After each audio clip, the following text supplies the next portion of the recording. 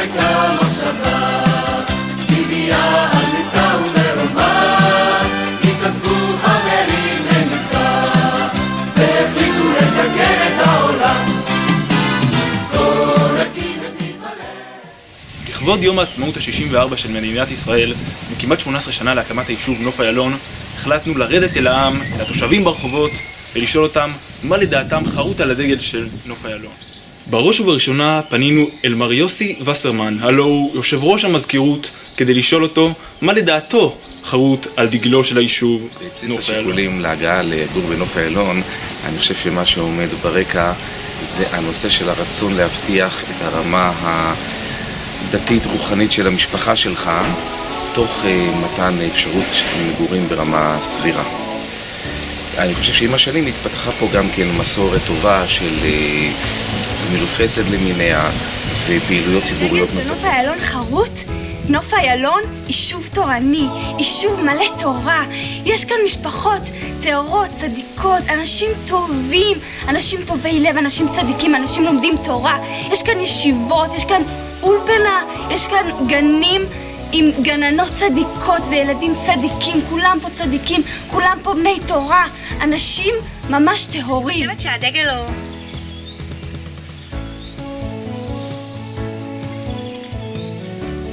אני פשוט חושבת שנייה.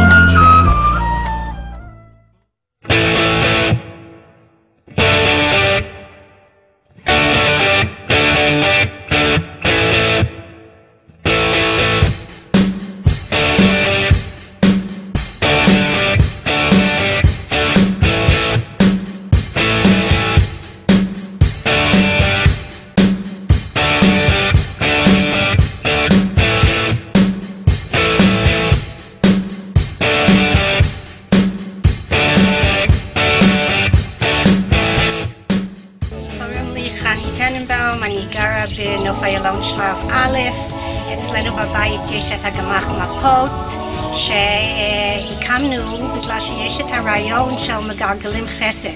כשהגענו לנוף איילון, השנה הראשונה היה נורא קשה לנו, ואנשי היישוב תמכו בנו ועזרו לנו לשרוד, וכדי להתגלגל את החסד הלאה, הקמנו את הגמ"ח מפות.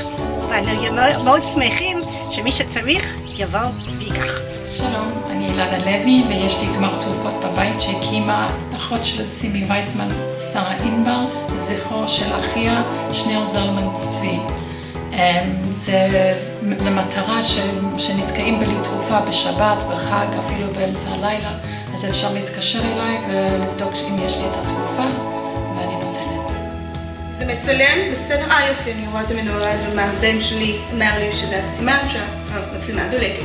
כן, אז קוראים לי חביבה מרשקובסקי, אני תושבת היישוב שלב א', יש לי גמ"ח, שזה בעצם הסיבה שאני כאן, יש לי גמ"ח לכוסות, כלי שני לשבת. את הכוסות שלי אני ממספרת, כמו שאתם רואים, כן, מצלמה קולטת את הספרה אחת, יופי.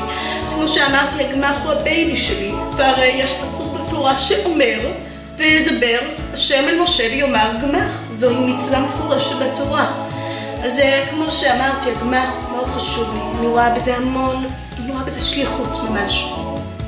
במיוחד לפני שנתיים, בשבת יתרו, אם אני לא טועה, ראיתי את שכנתי עם פנים נפולות, כמובן לא שתתה תה ביום שישי. אז הבאתי לה כוס. אור עיניה פתאום, היא ראתה את הזריחה.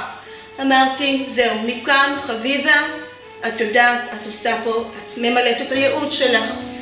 אז החלטתי לעשות קו חם לכל מי שחסר כוסות, בימי חמישי בערב זה פועל בשעות 7, אפשר להתקשר אליי, ואני מייעצת איזה כוסות לקנות, וקיבלתי חיזוק מהמילה גמ"ח, שהרי מה ראשי תיבות של גמ"ח? Give me more, חביבה. תסתכל עליי. אני הייתי עושה דגל כחול צהוב, הסמן של מכבי, ואז הייתי כותב במקום מכבי, הייתי כותב נוף איילון, ואז הייתי עושה מגן דוד של דגל ישראל, ואז הייתי עושה שתי פסים כחולים מעל הזה, ואז את הבית כנסת של הבית כנסת הזה, וזה מה שיש לי להגיד. יפה. שלומך, רצית לדעת מה אני חושבת על נוף איילון? מאוד פשוט. גן עדן! אנחנו חושבות שזה יכול להיות דגל כזה צבעוני כזה, מלא פרחים, ירוק, מה שבעצם היישוב שלנו, וגם מה שכתוב באמצע נוף איילון, אז יהיה כתוב נגיד בילדים שיוצרים את המילה נוף איילון, שזה מראה על קהילה עם ילדים, וגם את הקהילה ירוקה מלאה פרחים, עצים וזה. שיהיה דגל של נוף איילון בשבילי זה הנוער שגדל. כשהגעתי לפה הם היו ילדים קטנים, בגיל 2, גדלו אצלי, והיום אני רואה אותם חיילים, רואה אותם נשואים. זה הדגל שלי למעשה, אבל עד היום אני ממשיכה עם הדגל הזה, עם הילדים הקטנים. אני חושבת שקודם כל, על הדגל של נוף איילון חרוטה התורה. קהילה לומדת תורה, אוהבת תורה. כמות השיעורים שנמצאים פה, זה משהו שלא יאמן. דף יומי, אבות ובנים, אמהות ובנות, מכל הכיוונים גודשים את בתי המדרש. אחר כך גמילות חסדים גדולה. וגם עבודה, נשים עובדים, יוצאים לעבודה, מחוברים לחיים, מחוברים למציאות. וזה הקסם של נוף איילון בעיניי, עבודה, תורה, גמילות חסדים, הכל ביחד, והרבה ירוק.